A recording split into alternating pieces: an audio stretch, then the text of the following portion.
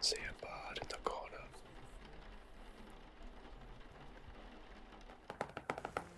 Hi everyone, it's Bardic Whispers here. I wanted to tell you about one of my players' favourite characters or NPCs that we have. It is a Warforged bartender. This Warforged bartender is called Case, and I want to just sort of go through how I've created this bartender, and it's a technique that I sort of used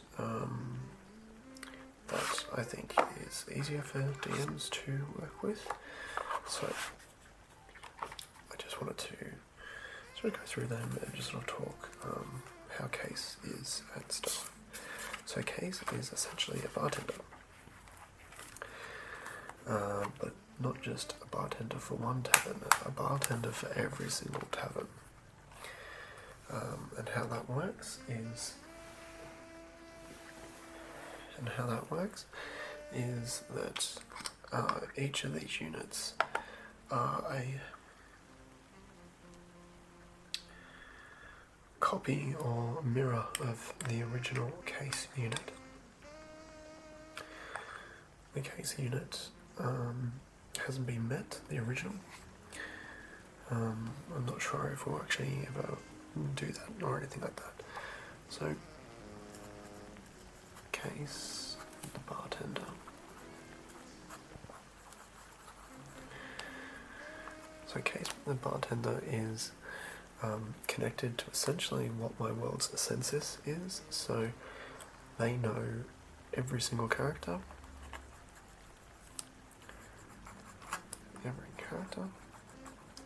Through this census, through this thing. So they always approach and always greeted in the same way. Being a Case unit, we have this the concept of they're all being mirrored are the same, and they're all connected to the same sort of like medieval internet with the census information. Each unit is 1,000 gold pieces. So basically each tavern can show its wealth by having or have purchased a Case unit, and they can also kit them out for different ones. So like a pirate or like a pirate bar or something like that is going to look different. They might have like a robotic parrot or something like that, which is a little bit of fun. Also inside that, so we have one at the like a speakeasy in one of the major cities, and it's full dressed up in a suit, like it's in the mafia kind of thing, and it's a little bit more, it has switchblades and stuff. The reason they have blades is that their main prerogative and the main aspect is security and hospitality of the bars. Hospitality and security. So any brawls or any fights are quickly stopped by the Case unit themselves, because they're very proficient in finesse weapons and bar fighting. So they're not advised to be actually attacked, and they will subdue anyone. So we had a group of bandits that had knife/slash marks all over them. This also prevents my players from being too gross in environments. So the mechanic there is that if we sort of think someone's being inappropriate or anything like that in front of these units, or in general, a Case unit will pop up and slash them.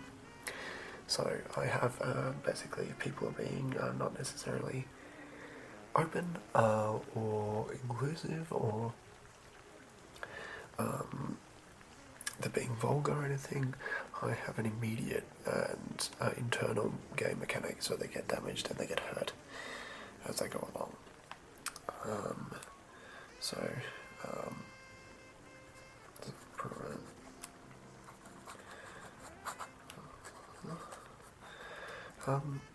The crew really like the Case unit, I think. They like going and talking to them and stuff. They also have another character as well called David Stevel that they like. I might do a little episode on them as well. I've got some bigger plans for them as we go along. Yeah. So the voice for Case is a little bit more hoity-toity, a little bit more calm and everything. So it's more like, well, hello, sir. May I get you a drink? I have information that you may feel as though is necessary for your current adventure. I recommend not going and talking to that person over there. They are a little bit shifty, if you know what I mean. So they're a little bit more like Jeeves or Butler kind of style stuff. And it's basically just a little octave down lower from my voice and trying to be a little bit more of a fancy pants on my end. So that is Case. Now I wanted to roll up, again, I just wanted to roll up another NPC just to see what happens. So while we're here, we've got sort of this mentality going and stuff. So I hope everyone again is doing really, really well. If you're not, shout out. I hope this helps you relax. I hope my videos help you relax. If you're feeling a bit upset, trying to get your mind off it or get distracted, I hope me going through these things helps you out. And also you get to learn. As you're going through these things. So it is intentioned to keep you sort of happy and everything like that. So yeah, if you're feeling a bit down or anything like that, feel free to shout out. Happy to chat, happy to talk through. If you've got any suggestions about what videos you like as well, feel free to jump out. Now I've forgotten where I'm going. Friend encounters, Sylvan encounters, designing NPCs. Alright, let's do a quick build. No statistics. What is their appearance? 10 tattoos.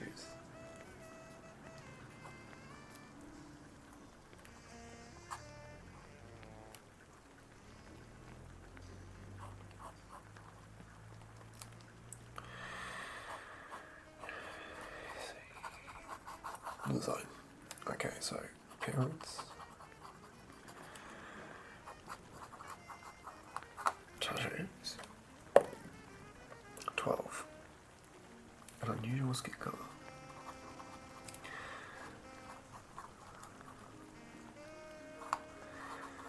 So I'm going to make them a tiefling, so we can have different colours, and maybe blue, like a jester, perhaps, with tattoos. Jester or what's his name? I can't remember. Talents 7.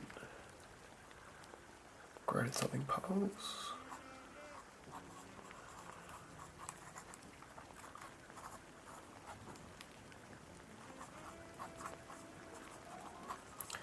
Being a tiefling, they know tricks and stuff, so they're good at countering the tricks. Isn't that neat? Mannerisms 13. Fidgets.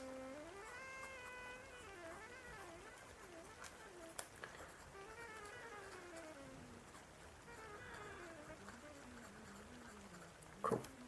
I've got an explanation for that in a moment. Yeah. Interaction traits. 12. It's a D12. Let's have a look. 9. Irritable. 9 again. 2. Arrogant. I'm going to say curious. Let's just go curious. ideals. Good is respect. So, respect. 5 again. Responsibility.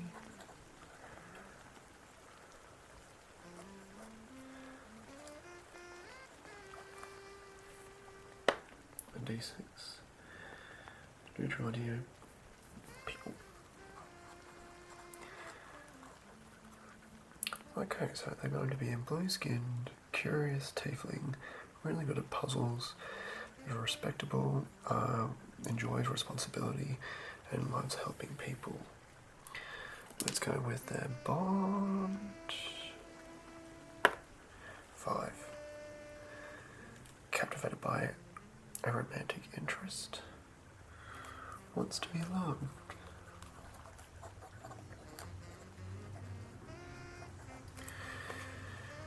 Flaws and secrets. Envies another captured possession or station. Doesn't really work. Cocked. 10. These are D12, sorry. 9.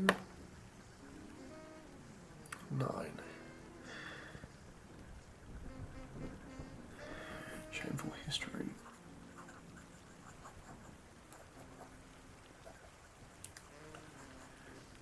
Scandalous.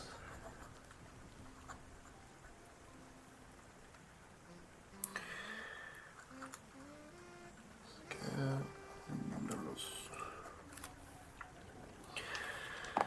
Cool. Now, I'm going to go to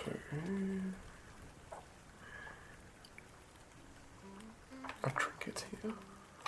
Or are they the book? Let's create some trinkets for this character so that we can have a little bit more backstory. And then we'll do it up. Does that sound good? I hope it does. Okay, so trinkets are on page 159. Now, NPCs don't necessarily need trinkets or anything. I just think it's a really good thing to sort of ground them a little bit more, or get the DM, the DM, to sort of vibe with the character a little bit more, and stuff. So, and something for the characters to focus on, and maybe the good plot holes. So we've got a 68, not plot holes, plot hooks, or something like that. 68. 1-inch cube, side painted a different colour. Each side painting thing. So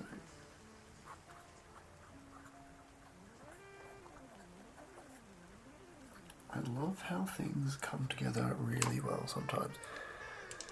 So they fidget and they're curious and they have like a Rubik's Cube kind of thing and they're really good at puzzles. Isn't that like in poetic as?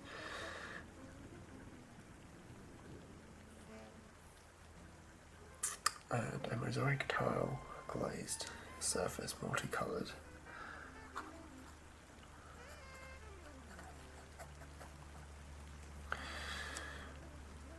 And I think I'm going to go and just give them a naturally suggested name for tieflings. Where are we going? Class features, new, humans, new. Tiefling. So where are the tiefling names? Here we go. We're gonna go. Let's make this a female.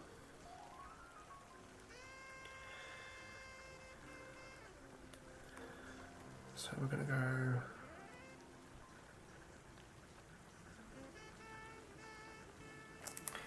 This is going to be Criella.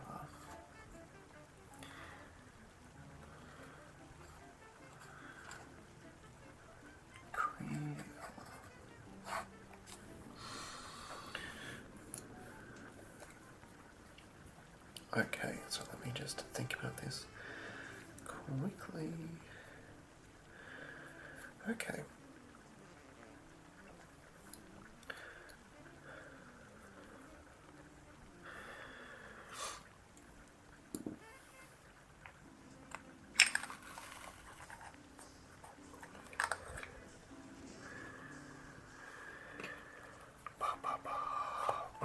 tricky. Okay, cool.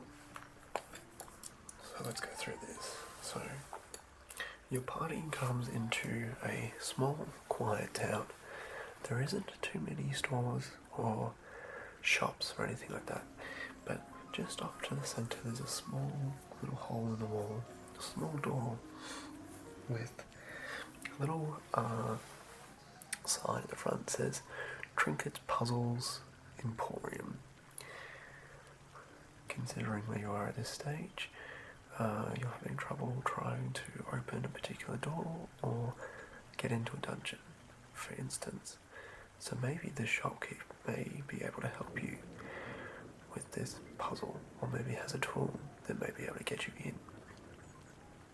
As you walk into the store, you see a whole bunch of little automatons, toys, trinkets, brain teasers and puzzles, dragon chess sets, playing cards of all sorts.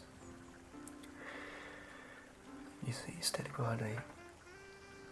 behind the counter a blue-skinned tiefling with big ram curled like horns that are framed by a small bob of black hair. She is dressed very nicely in a royal blue gown with gold ornate things. Basically this, I'm just going to be using this. Her blue skin matches the dress, so she looks almost like sort of a fairy or anything like that. Her little fangs and cute little face gives you a sunny disposition, and a trustworthy kind of aura comes from her. She has a few tattoos.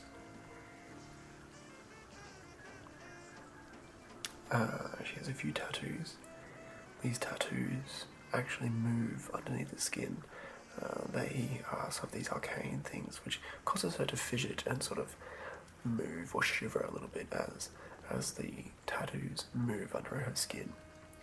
You can see that she is holding a little cube that she's sort of spinning in between her fingers, almost as if to distract herself from the moving tattoos. She seems very friendly and respectable, and is very proud of her stall, so you believe that she may be a little bit mature and responsible. You also see wrapped around her neck on a little chain is a colourful mosaic piece that's glazed. You, on a natural 20 perception, I suppose, might realise that this is the exact same tile or puzzle pieces that are missing from a mosaic that you saw at the dungeon's entrance that you're trying to get into.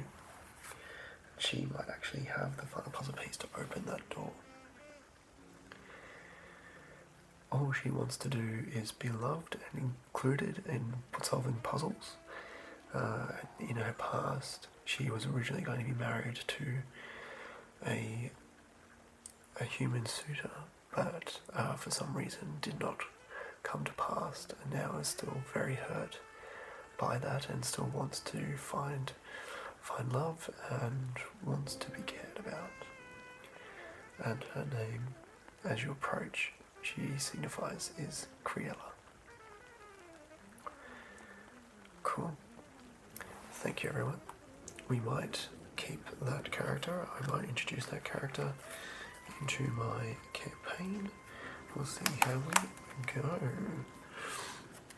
Thank you, everyone. I hope you enjoyed. Enjoy your long rest, and I'll see you again soon.